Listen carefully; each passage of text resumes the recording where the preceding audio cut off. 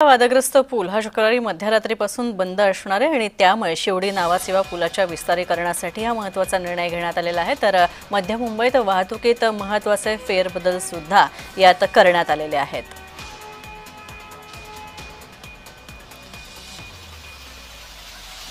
तर शिवडी नावासेवा पुलाच्या विस्तारीकरणासाठी हा निर्णय घेण्यात आलेला आहे आणि यामुळे काही महत्त्वाचे मार्ग सुद्धा बदलण्यात आले।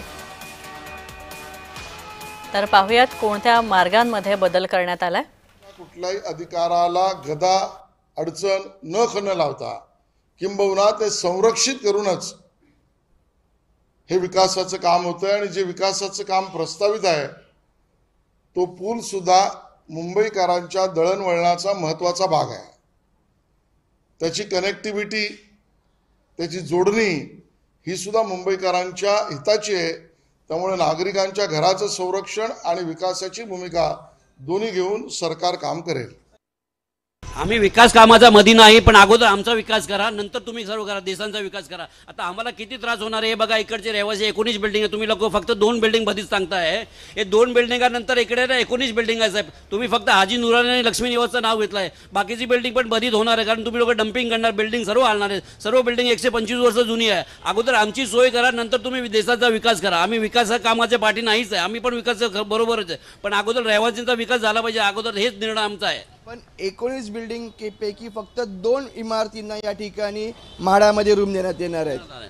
ते चुकीचं आहे ना। आमची बिल्डिंग पण बरीच होणार आहे, कारण तुम्ही लोक डंपिंग करणार। 125 वर्ष जुनी बिल्डिंग आहे, हे बिल्डिंग सर्व हालणार आहे डंपिंग केली तर। काय हे बिल्डिंग पडली तर जबाबदार कोण घेणार? प्रशासन जबाबदार घेणार का?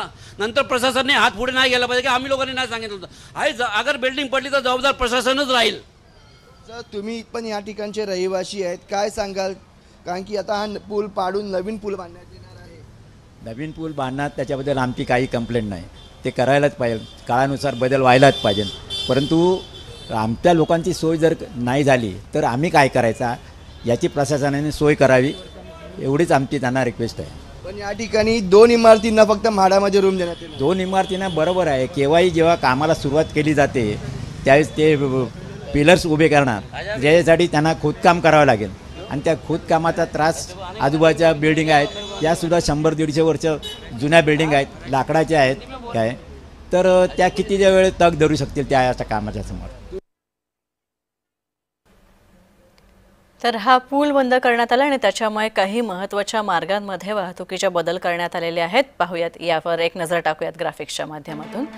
तर दादर पूर्वेकडून पश्चिमेकडे जाण्यासाठी टिळक पुलाचा पर्याय आहे।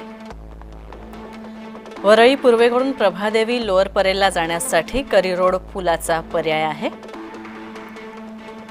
तर भायखळा पूर्व इथून कोस्टल रोड सी लिंकला जाण्यासाठी चिंचपोकळी पुलाचा पर्याय असेल। प्रभादेवी लोअर परेल पश्चिमेकडून परळला जाण्यासाठी करी रोड पुलाचा वापर करता येईल। तर वरळीकडून भायखळा पूर्व इथं जाण्यासाठी चिंचपोकळी पुलाचा पर्याय असू शकेल।